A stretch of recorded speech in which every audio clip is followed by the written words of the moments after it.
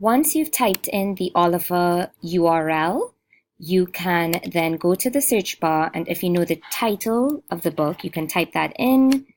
You can further limit your results by just clicking on title, or if you're not too sure if this is a correct title, you can leave it open by just selecting the radio button word and then clicking search.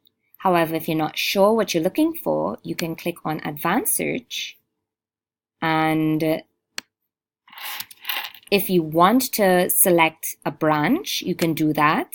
I think you can do more than one branch. So if you're looking for higher level young adult books, you might only want to select senior. But if you're looking for maybe just fast reads at a lower level young adult books, you might find them in junior. So you might want to keep it open like that and then leave the search bar blank and click search.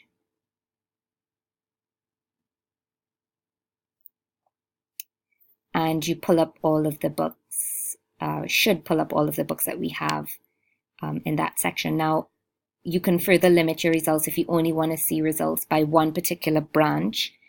On the left-hand side, you see that they have all of those here. So you can go to just select senior, so you'll only see books in the senior section.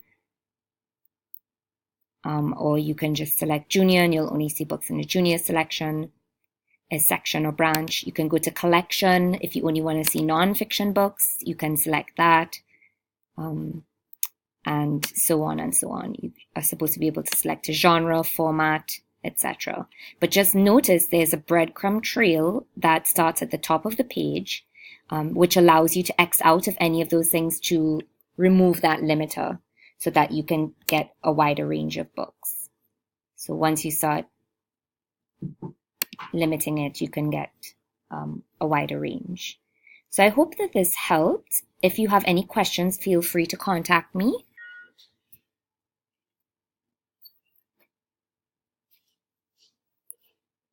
And happy reading!